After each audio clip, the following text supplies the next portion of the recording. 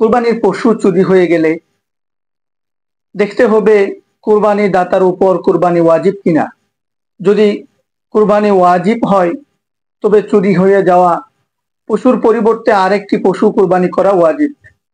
আর যদি ওয়াজিব কুরবানি না হয়ে নফল কুরবানি হয় তবে তার উপর তদস্থলে আরেকটি পশু কুরবানি করা ওয়াজিব নয়।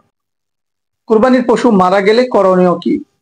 কুরবানির পশু মারা গেলে দেখতে হবে কুরবানি দাতার উপর কুরবানি ওয়াজিব কিনা। যদি ওয়াজিব কুরবানি হয় তবে মারা যাওয়া পশুর পরিবর্তে আরেকটি পশু কুরবানি করা ওয়াজিব।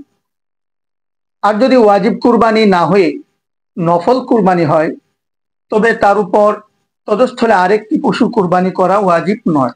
পশু ক্রয়ের পর কোনো শরীকের মৃত্যু হলে করণীয় কি?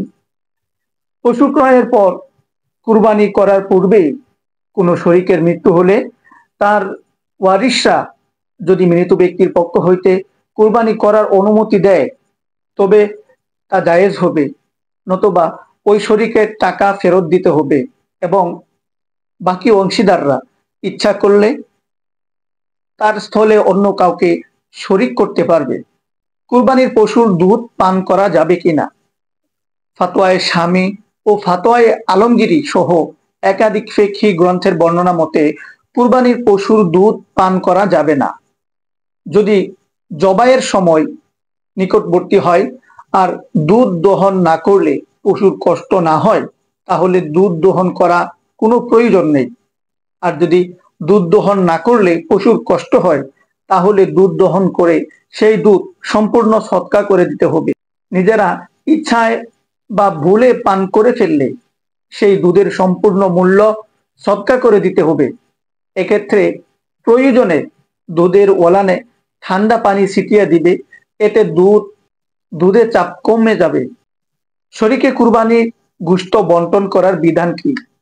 শরীকে কুরবানি করলে ওজন করে সমানভাবে গোশত সম্পূর্ণ বন্টন করতে হবে। অনুমান করে ভাগ করা জায়েজ নয়। কুরবানির গোশত কাকে কতটুকু দিবে? কুরবানির গোশত এক ভাগ নিজের ঘরে, আরেক ভাগ গরিব মিসকিনকে এবং আরেক ভাগ আত্মীয় স্বজন ও পাড়া প্রতিবেশীকে দেওয়া উত্তম, তবে এটা জরুরি নয়। অবশ্যই পুরো গোশত যদি নিজে রেখে দেয় তাতেও কোনো অসুবিধা নেই। কসাই, জবাইকারী কিংবা জবাইয়ের কাজে সহযোগিতাকারীকে চামড়া, গোশত বা কুরবানির পশুর কোনো কিছু পারিশ্রমিক হিসাবে দেওয়া জায়েজ হবে না। তবে পূর্ণ পারিশ্রমিক দেওয়ার পরে পূর্ব চুক্তি ব্যতীত হাদিয়া ও দান হিসাবে গোশত, চামড়া বা তরকারি ইত্যাদি প্রদান করা যাবে। কুরবানির গোশত কতদিন পর্যন্ত রাখা যাবে? যতদিন ইচ্ছা কুরবানির গোশত রাখা যাবে। শরীর দৃষ্টিকোণ থেকে কোনো সমস্যা নেই। কুরবানির চামড়া ও যাকাতের ক্ষেত্রে মাঝে পার্থক্য কি? কুরবানির চামড়া, কুরবানির গোশত ও আকিকার গোশত সবগুলোর ব্যয় ক্ষেত্র একই, অর্থাৎ গরিব, ধনী, আলেম, মূর্খ, আত্মীয়, অনাত্মীয় এ সবাইকে এসব প্রদান করা জায়েজ আছে। তবে কুরবানি দাতা যদি কুরবানির চামড়া বিক্রি করে দেয় তবে বিক্রিকৃত চামড়ার এই মূল্য গরিব মিসকিনকে সৎকা করে দেওয়া জরুরি।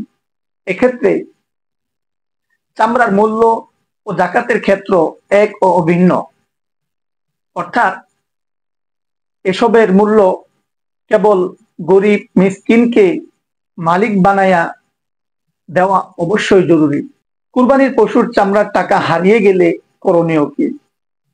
যদি কোনো ব্যক্তি কুরবানির পর চামড়া বিক্রি করে সেই টাকা নিজের কাছে রেখে দেয় কিন্তু গরিব মিসকিনকে দেওয়ার পূর্বেই তা চুরি হয়ে যায় কিংবা হারিয়ে যায় তাহলে নিজের ব্যক্তিগত টাকা থেকে চামড়া বিক্রির সমপরিমাণ টাকা সৎকা করে দেওয়া ওয়াজিব।